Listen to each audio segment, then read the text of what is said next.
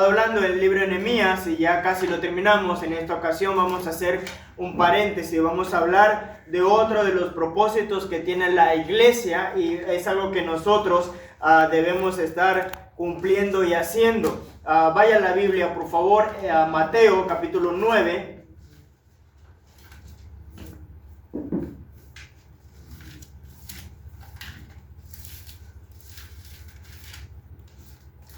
Dígame amén si lo tiene. Mateo 9.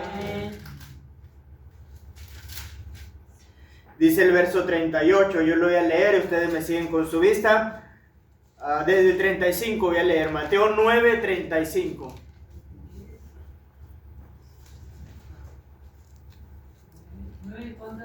¿35?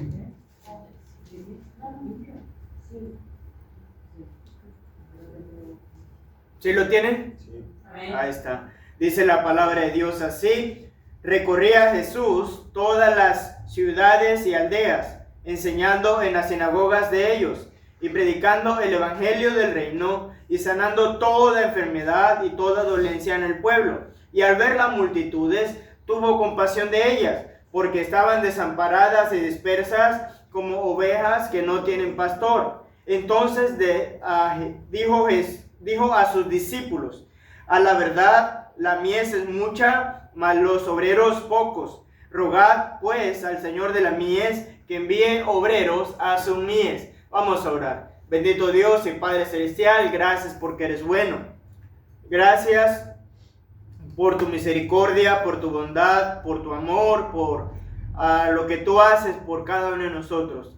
Gracias por esta bella iglesia, mi Señor, y el corazón que tienen, el sacrificio que hacen, mi Señor, para que tu nombre sea glorificado. Padre, te ruego una bendición muy especial para cada familia que está aquí. Bendíceles, mi Señor, y bendícenos a todos, Padre, y que podamos honrarte y glorificarte a ti. En el nombre de Cristo Jesús. Amén y amén. Puede tomar su lugar, hermanos, puede tomar su lugar. Hoy vamos a ver elementos esenciales para llevar el evangelio. Vamos a poner en pausa a Nehemías, creo que nos queda el último capítulo y luego vamos a seguir con el estudio de Esther. Pero hoy vamos a hablar algo muy importante en la vida del cristiano, en la vida de las iglesias. Uno de los propósitos de Dios, y Dios tiene muchos propósitos para los cristianos, para la iglesia, es que su nombre sea escuchado en todas las naciones. El propósito fundamental por el cual esta iglesia ha sido establecida, o uno de sus propósitos fundamentales, es que todo alrededor, todo este lugar alrededor pueda escuchar de él, y que a través de esta iglesia su nombre pueda ser glorificado, vidas sean transformadas. Esta iglesia tiene la responsabilidad, según Dios, de que todo alrededor y todo el mundo pueda escuchar toda la palabra de Dios, puede escuchar el evangelio. Ahorita vamos a ver qué es el evangelio. Por algo estamos aquí, hermano. Cuando Dios establece la iglesia, le da derechos, le da bendiciones, le hace promesas, pero también le da responsabilidades. Y una de nuestras responsabilidades es hacer que el evangelio corra y que llegue. Lo vemos desde el Antiguo Testamento, cuando Dios escogió a Israel. ¿Sabe por qué Dios escogió a Israel? Escogió a Abraham, escogió una nación especial. No era porque ellos eran mejores, no era porque eran más santos, de hecho fueron bien rebeldes. No era porque eran más bonitos o más inteligentes. No, era porque Dios quería que a través de ese pueblo su nombre fuera escuchado. De hecho, antiguamente lo que Dios hacía es que Él hacía milagros en Israel, y todas las naciones a través de Israel iban a conocer a Dios. Por eso Él le tenía mandamientos, leyes, estatutos que lo hacían diferente al resto del pueblo. Era un pueblo especial, pero a través de ese pueblo se iba a conocer a Dios. Por eso Dios en Deuteronomio puso leyes y fue bien específico. Bueno, casi siempre con el pueblo de Dios era específico, que le siguieran, que le sirvieran, porque Él quería hacer algo especial para que todas las naciones le conocieran. De hecho lo hizo a través de Moisés, hizo un milagro. Egipto, todo Egipto y Faraón tuvieron que entender que había un Dios en Israel. Lo vemos en el caso con Daniel, creo que lo mencionamos, en el foso de leones. Todo el pueblo ahí tuvo que entender que había un Dios en Israel. Lo vemos con los amigos de Daniel, cómo Dios a través de ello pudo hacer que todo un pueblo conociera su nombre. Luego tenemos, y hay más casos, a través de David, a través de Salomón, a través de la reina Esther. Llegamos al Nuevo Testamento y algo que vemos en la vida de Cristo, el que fundó la iglesia. De hecho, nosotros nos llamamos cristianos porque somos pequeño Cristo. Es decir, un cristiano es un pequeño Cristo o un seguidor de Cristo. A propósito, si usted no sigue a Cristo, debería reevaluar llamarse cristiano o decirle a otro que son cristianos. Ahora, si somos pequeño Cristo, debemos hacer lo que Él hacía o comportarnos como Él se comportaba o ir en el rumbo que Él iba con el mandato que le dio a la iglesia. Y leemos en los 4 evangelios, Mateo, Marcos, Lucas, Juan, una frase que me encanta y me motiva. Dice la Biblia, en los 4 evangelios de la vida de Cristo, una característica de Él es que tenía compasión por las almas. Ahorita en la aplicación no vamos a ver, pero si hay algo que amaba el Señor Jesucristo y que ama a Dios, es las almas. Él veía la necesidad que ellos tenían. Y hermano, esto se trata, toda la Biblia, de hecho vimos en Nehemías, vimos un punto muy fundamental que lo ayudaba, lo motivaba a él a seguir, era ver la necesidad. Yo creo, hermano, que nosotros no vamos a seguir adelante si no empezamos a ver la necesidad que hay. Una necesidad espiritual que la hay. Y el Señor Jesucristo dice en la Biblia que tuvo compasión de ellos. Ahora nosotros, hermanos, necesitamos ver la necesidad que hay hoy en día de que almas sean salvas. De hecho, el mandato claro del Señor Jesucristo a sus apóstoles fueron 2, le enseñó 2 cosas, a orar, y otra los llevó o los mandó a llevar el Evangelio. ¿Y qué es el Evangelio? La buena nueva de salvación, hablar a otros de Cristo. Usted y yo, hermanos, hoy todos nosotros como cristianos deberíamos procurar a hablar a otras personas de Cristo, porque es el mandato de Dios. De hecho, Él le dijo, rueguen. Oren para que haya más obreros, porque la mies es mucha. Y la verdad, hermano, es que hoy en día la mies sigue siendo mucha. Aquí en Uruguay. Mire, yo sé que aquí hay muchas iglesias, pero podemos contar con la mano las iglesias que están predicando, y no voy a hablar mal de ninguna religión, a mí no me gusta hablar mal de ninguna religión, pero sí hay muchas religiones que se han desviado, y podemos contar con las manos las iglesias que verdaderamente se están dedicando al amor de las almas, a llevar el Evangelio para que otras personas puedan escuchar y vidas sean transformadas. De hecho, es el mandato fundamental, hermano, por la cual existe la iglesia. Una iglesia que no cumple esto es una iglesia muerta. Si llega a ser una asociación, llega a ser cualquier otra cosa menos iglesia. No sé si me entiende. El Señor Jesucristo le enviaba, Él tenía compasión por las almas, porque Él amaba las almas. Él le dijo, oren para que haya más obreros. Hermano, ¿usted cree que aquí en Uruguay no hace falta obreros? Y yo creo que oramos.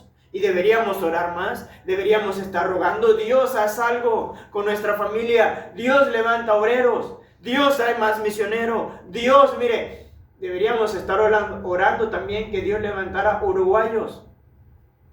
Su deseo, mi deseo, de hecho yo como misionero, hay 2 formas de trabajar como misioneros. Una es uno que levanta una iglesia, va y en un tiempo levanta otra iglesia, luego levanta otra iglesia, que está bien, es bíblico, pero la que más me gusta a mí es un lugar donde se levanta una iglesia firme y de ahí se envían misioneros, preparamos mis misioneros. A mí me gustaría preparar y le oro a Dios que me dé obreros para que puedan salir a otros lugares a llevar el Evangelio de Uruguay. Me encantaría que se levantaran uruguayos, que dijeran, aquí estoy, Señor, envíame a mí, pero necesitamos orar antes de verlo, porque la mies es mucha, el trabajo es grande, tenemos una gran labor. Ahora la pregunta, hermanos, es ¿de dónde van a salir esos obreros?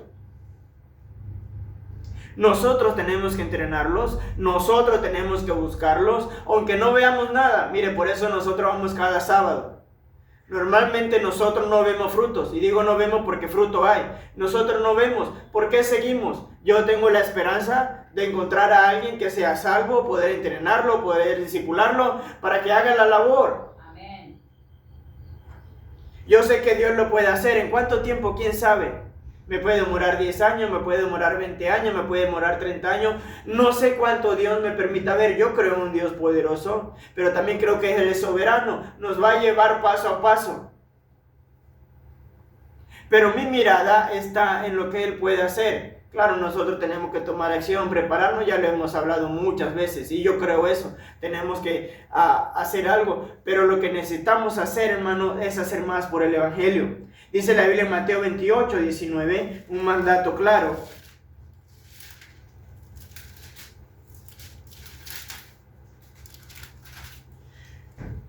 Dice la Biblia, por tanto, y haced discípulos a todas las que... Ahora una pregunta, hermano, ¿quién habla aquí? El Señor Jesucristo. ¿A quién está hablando? A sus discípulos que luego fueron a hacer las iglesias, a sus pequeños Cristos, a sus seguidores. Le dio un mandato bien claro, hermano. ¿O no es entendible este mandato de Dios? ¿Sí? Alguien pudiera decir, yo no entiendo ese mandato. Es bien sencillo lo que dice, tienen que ir a todas las ¿qué? Naciones. ¿Sí? Hay manera de hacerlo. Nos organizamos como iglesia, por eso es misiones, y vamos a hablar de misiones. Viene la conferencia misionera. En la conferencia misionera, hermano, y de hecho todo el año deberíamos hablar de esto, lo que se trata es que vamos a hacer por las almas en nuestro lugar y en todo el mundo, en todas las naciones. En la conferencia misionera lo que hablamos es cómo vamos a hacer nosotros como cristianos para cumplir el mandato de Dios, para cumplir la voluntad de Dios, de que el Evangelio llegue a todas las naciones. Ahora, hay manera de hacerlo.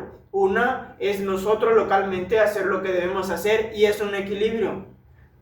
Hay iglesias que dan mucho y no salen, y hay iglesias que salen y no dan. Ahora, la forma ideal de hacerlo es esta. Nosotros debemos tener la capacidad de salir. Y mire, el mandato es claro yo creo que toda persona que es salva debe estar llevando el Evangelio. Usted dice, pastor, es que yo no puedo los sábados. Bueno, el día que pueda. Usted dice, pastor, es que yo no sé. Podemos aprender. Mire, de hecho yo he aprendido algo que siempre podemos aprender. Mientras más crecemos se dificulta un poco, pero igual se puede aprender. Usted dice, pastor, al menos yo quiero repartir folleto. Hay folleto, le podemos entregar folleto. Pero algo podemos hacer para que el Evangelio corra. Y necesitamos, hermanos, nosotros en nuestro lugar hacer nuestro trabajo. Necesitamos dar. ¿Sabe? Cuando damos, lo que hacemos es llevar el Evangelio en otro lugar donde físicamente usted y yo no podemos ir.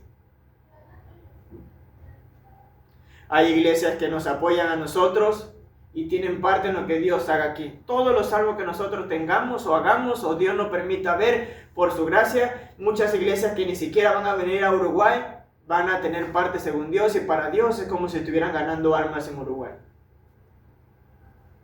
Así funcionan misiones. Yo fui salvo a través, la mayoría de nosotros, hermanos, de alguna razón o por alguna razón, si vamos al pasado, fuimos salvos a través de la obra misionera. Porque alguien tomó de su tiempo y decidió ir, y otros tomaron de su dinero y decidieron apoyar al que iba. Mi pastor fue un pastor mexicano, es un pastor mexicano, ahorita se regresó a México, tuvo 20 años en Panamá. De hecho, me gustaría invitarlo a predicar, cualquier momento van a escuchar que lo invita a predicar.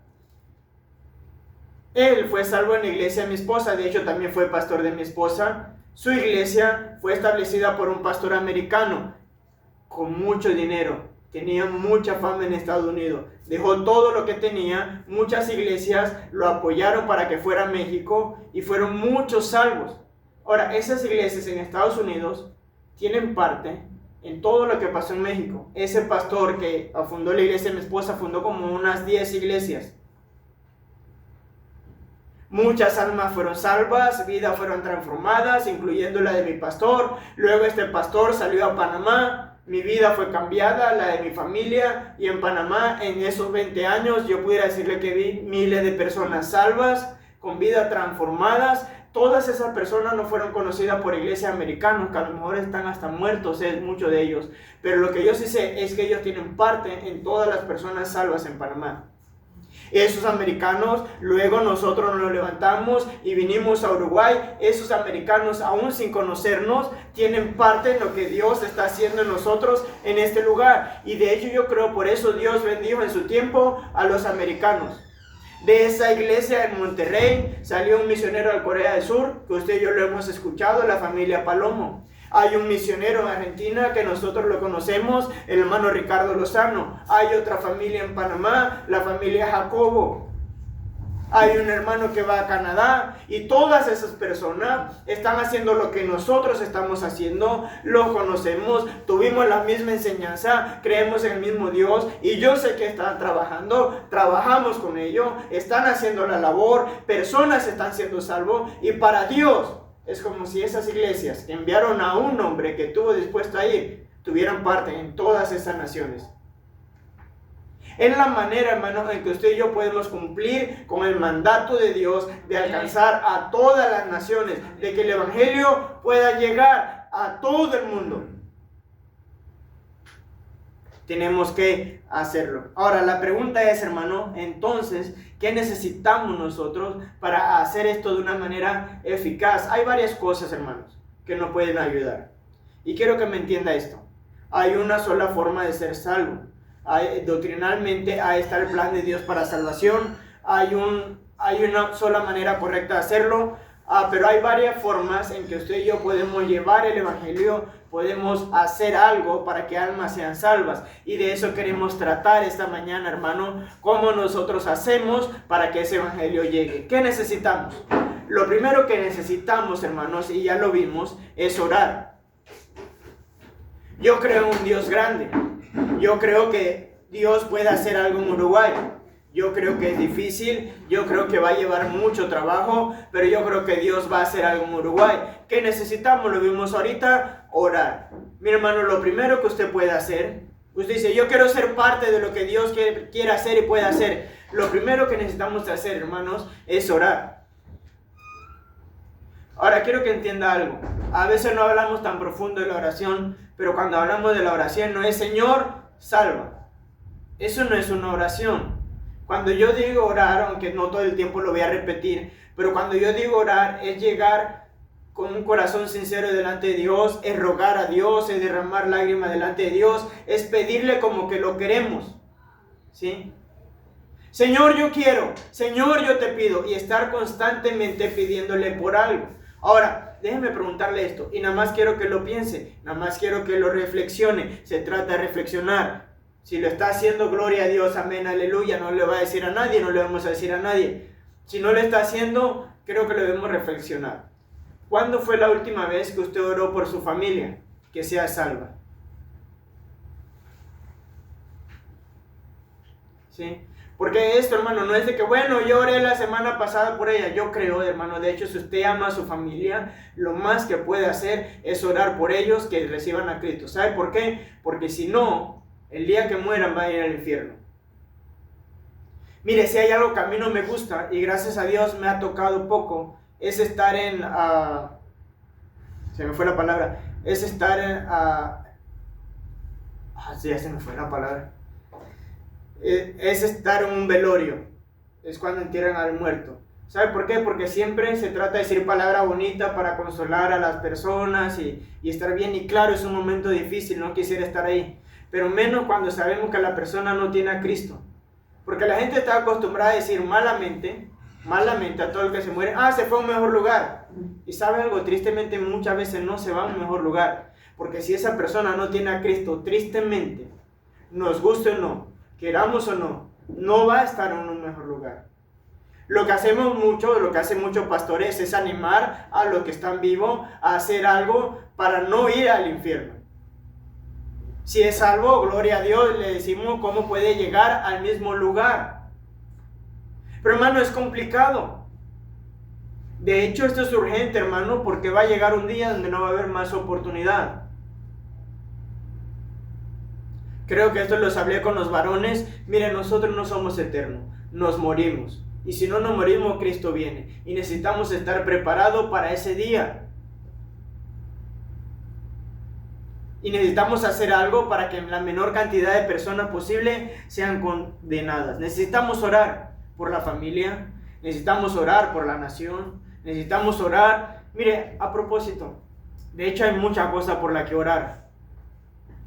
¿Cuándo fue la última vez? Y otra vez, esto nada más entre usted y Dios. Usted sabe, si usted lo está haciendo, gloria a Dios, amén, aleluya. No me cabe duda que probablemente aquí alguien lo está haciendo. Pero si no lo está haciendo, lo puede reflexionar y puede hacerlo. ¿Cuándo fue la última vez que usted oró por esta iglesia? Por los líderes, no específicamente por mí, pero por cada líder, sea el que esté, por el pastor Andrés, su familia, por Jonathan que pasó aquí, por Aarón Rodríguez que en su tiempo estuvo aquí, por todos los que pasen, para que Dios lo usara y pudiera hacer algo a través de ellos y que el evangelio corriera.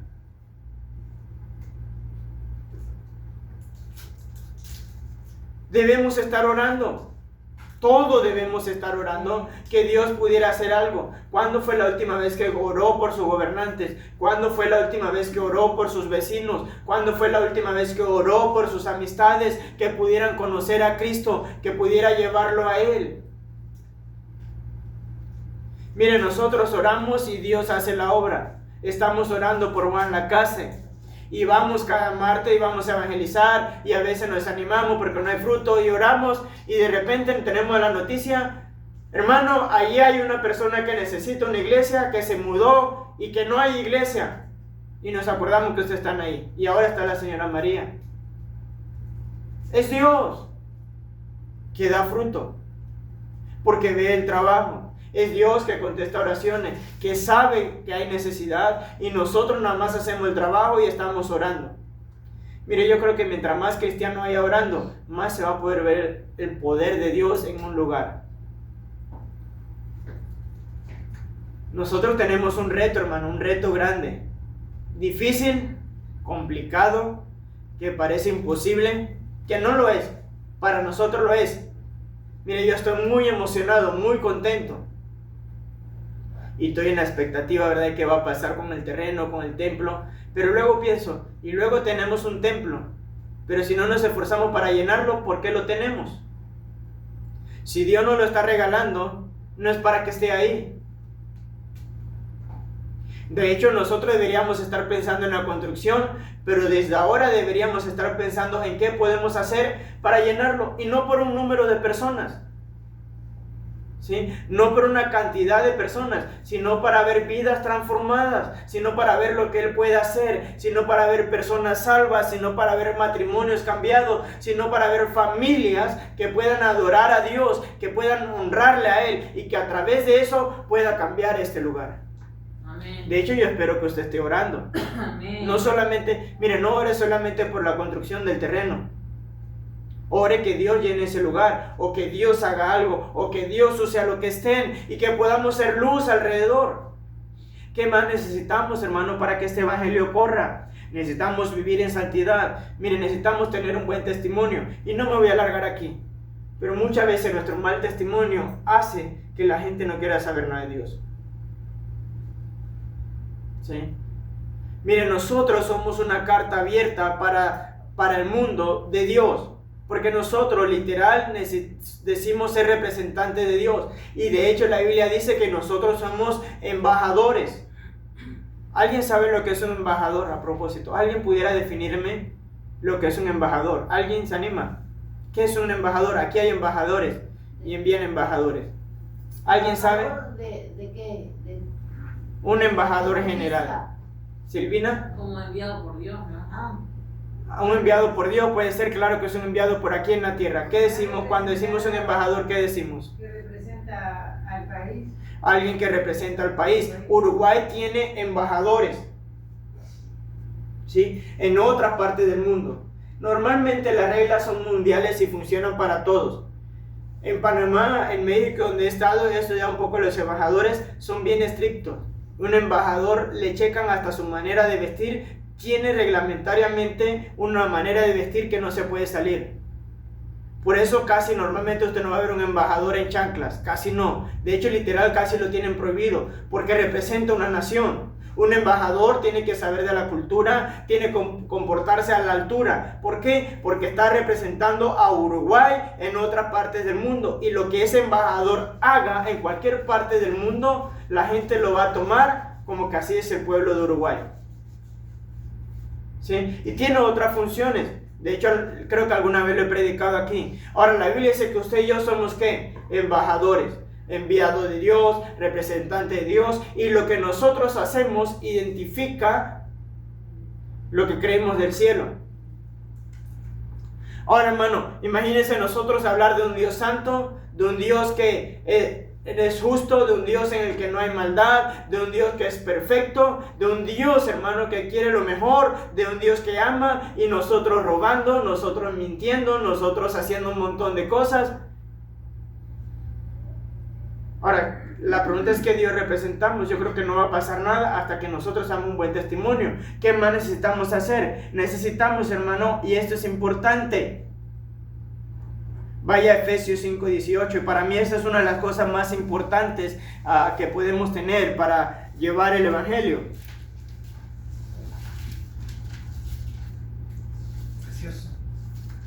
Efesios 5:18.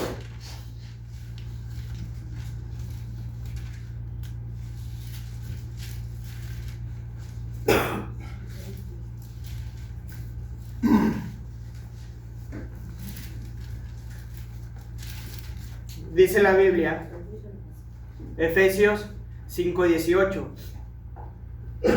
Dice: no os embriaguéis con vino, en lo cual hay disolución, antes bien, sed llenos del Espíritu. Hermano, creo que esto se está perdiendo y por eso no hemos podido ver a Dios hacer algo, pero algo que necesitamos nosotros, hermano, todos nosotros, la iglesia, es ser llena del Espíritu Santo. De hecho, la Biblia dice, mire, esta labor no es de nosotros, es de Dios. Y cada vez que había personas salvo, aún de la iglesia de Jerusalén, si usted lee Hechos, dice la Biblia, y el Señor añadía. Cuando hubo 3,000 salvos fue por el Señor, y el Señor añadía a la iglesia. ¿Sí? De hecho, cuando el Señor Jesucristo va, manda al Consolador, y estos hombres podían hacer algo. La iglesia de Jerusalén creció de tal manera que muchos llegan a decir que hubo más de 120,000 miembros por la llenura del Espíritu Santo. De hecho, estos varones, dice la Biblia que Esteban era lleno del Espíritu Santo, que en una ocasión tuvieron problemas porque había mucha gente y el servicio, como se entendía que estaban desequilibrados, que servían. Pasa normalmente cuando trabajamos con gente, ¿verdad? Es bien complicado y la tarea es grande. Dice, algunos tenían más atención que otros, y le voy a resumir la historia. Empezaron a orar para que algunos hicieran una labor de cuidar a las mesas del servicio, y empezaron a orar que esa gente fuera llena del Espíritu Santo. De hecho, el requisito fundamental que tenía es que fuera llena del Espíritu Santo. A propósito, ¿ha experimentado alguna vez usted lo que es ser lleno del Espíritu Santo? Deberíamos hablar más de esto. Que el Espíritu Santo sea el que nos lleve, que el Espíritu Santo sea el que nos guíe, que el Espíritu Santo sea el que nos lleve a las personas, que el Espíritu Santo sea el que hable a través de nosotros. ¿Lo ha experimentado? Porque, hermano, otra vez, es de Él. Y si no tenemos, bueno, tenemos al Espíritu Santo, pero si no somos llenos, podemos salir y salir y salir y nunca va a pasar nada. Es más, ore por nosotros, que el Espíritu Santo nos use a nosotros o nos mueva a nosotros. Ahora, hermano, ¿qué evangelio llevamos? El evangelio de Cristo. ¿Cuál es el evangelio de Cristo? Usted dice, bueno, yo quiero hacerlo, pero no sé. Y yo sé que no es de la noche a la mañana. No le voy a decir que mañana, ¿verdad? Ya todos tenemos que estar. Pero yo lo que sí sé es que podemos aprender. O al menos podemos repartir folletos, o al menos podemos dedicar 10 minutos, o al menos podemos orar, o al menos podemos hacer algo, pero todos podemos hacer algo, aunque sea poco. ¿Sí? De poquito a poquito, dicen, por ahí se llena el vaso. ¿Qué es el evangelio? ¿Qué tenemos que hablar entonces? El evangelio se lo voy a resumir de esta manera. Es el plan de Dios para salvación. ¿Qué tenemos que entender? En primer lugar, tenemos que entender o hacerle ver a las personas que todos hemos pecado. ¿Sí? Miren, la Biblia no se equivoca. Dios dice que todos hemos pecado, y usted entiende que todos hemos pecado. ¿O habrá alguien aquí que nunca hubiera pecado? que levante la mano, la digo, no. Pecado, todos entendemos lo que es pecado, es infracción a la ley de Dios. Y todos en algún momento de nuestra vida hemos hecho algo malo. Ahora, la Biblia dice esto en Romanos 6:23, Romanos 3:10, Romanos 3:23, dice Romanos 3:10. Yo se lo voy a decir de memoria, usted lo puede apuntar o luego lo puede escuchar. Si usted quiere hacerlo, de hecho es lo que está en el folleto también. Me lo sé yo de memoria. Dice la Biblia en Romanos 3:10, no hay justo ni aún uno. Dice Romanos 3:23, por cuanto todos pecaron. Luego dice, y están destituidos de la gloria de Dios. En segundo lugar, hermano, todo lo que nosotros hacemos tiene consecuencia, o para bien o para mal. La consecuencia de nosotros desobedecer a Dios es la muerte. ¿Sí? Dice la Biblia, porque la paga del pecado es la muerte. ¿Sí? Ahora, hermano, hay leyes que son para nuestro bien. Así vamos a compararlo con esto. Probablemente no terminemos, pero vamos a terminar después. En esta vida, en la tierra donde vivimos, hay leyes. Cada país tiene reglas. La regla que tiene se supone que es para vivir mejor en sociedad, ¿sí? Y de hecho, muchas de esas reglas que tienen todos los países son las reglas puestas por Dios, que nos ayudan. Por ejemplo, aquí está prohibido robar, ¿sí? Es un mandato de Dios. Dios prohibió robar. Entendemos que si todos robamos lo que no nosotros vamos... De hecho, si un país sin reglas, que se vive en la anarquía, es un país que no prospera. Está prohibido el homicidio. Bueno, quiero pensar que aquí está prohibido, ¿verdad? ¿O no? Ahora, ¿qué pasa cuando alguien mata? Va preso. Esa es la palabra más fácil que hay. Y sí, va preso, pero detrás de eso hay un fondo, un texto que quiero decirle. Si alguien mata, lo primero que es, tiene que hacerse ver culpable.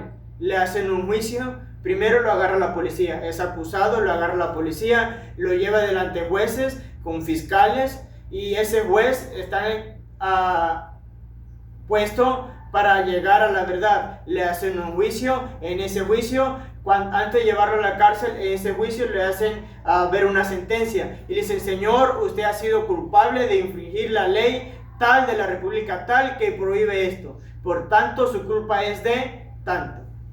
Ahora, Dios tiene leyes. Al que incumple su ley, Dios tiene un juicio. Y dice la Biblia que la paga del pecado es muerte. La muerte habla de una separación. La primera muerte, la Biblia habla de dos muertes. La muerte que usted y yo conocemos, la muerte física, que el alma se separa del cuerpo, pero hay otra muerte, que es la muerte del alma o la separación del alma de Dios. ¿Sí? Ahora, hay una condenación para el mundo que usted primero tiene que entenderla y luego tiene que decirla. Y yo sé que a veces suena difícil, a veces suena fácil, pero ellos tienen que entender, todos tenemos que entender que estamos bajo condenación para luego ver lo que Cristo puede hacer o lo que Él hace. Pero necesitamos hacerle entender a las personas que hay una condenación por hacer lo malo o por desobedecer a Dios. Y hermano, mire, no es nuestro punto de vista. Nosotros cometemos un error muy grande, que es tratar de convencer a las personas a nosotros, y no se trata de convencerlos nosotros. Pero ¿sabe qué? Eso lo vamos a ver después. Vamos a quedar ahí. Luego, el próximo domingo, vamos a ver la buena noticia, porque hay una buena noticia. De hecho, el evangelio, si usted quiere, lo podemos dividir en dos. La mala noticia es que hemos pecado y que el pecado nos condena irremediablemente, lo creamos o no. ¿Sí? Esto yo le digo a las personas siempre, es como las leyes que tenemos. Las leyes hablando de creación. Yo le digo, ¿sabes? Siempre le digo a la persona, ¿conoce la ley de la gravedad? Dice, sí. ¿Alguien conoce la ley de gravedad? Se lo voy a resumir en esta palabra. No le voy a decir científicamente, pero la ley de gravedad es lo que dice que todo lo que sube tiene que bajar en la tierra. ¿Sí? Hay personas que no la conocen, hay personas que dicen no creo. Pero tire algo para arriba, va a bajar, lo crea o no, porque no se trata si lo creo o no, deberíamos creerlo, pero se trata de la verdad o de lo que es. Es más, usted pruébelo, tire cualquier cosa para arriba todo el tiempo, lo que usted quiera, y todo lo que usted viente para arriba va a bajar, porque la gravedad lo hace que baje. Y eso está implícitamente, nos guste o no, lo creamos o no, existe. Es como esto, creamos o no, hay una condenación, que un día si la persona se muere sin Cristo, va a ser condenado a este lugar que nosotros llamamos infierno. Ahora, Dios no quiere que vayamos allá. Dios quiere que vayamos al cielo, pero esto lo vamos a seguir desarrollando. Vamos a orar, póngase de pie, por favor. Bendito Dios y Padre Celestial, gracias porque eres bueno, gracias por tu misericordia, por tu bondad, por tu amor. Te ruego tú hagas algo muy especial, Padre. Ayúdanos a llevar el Evangelio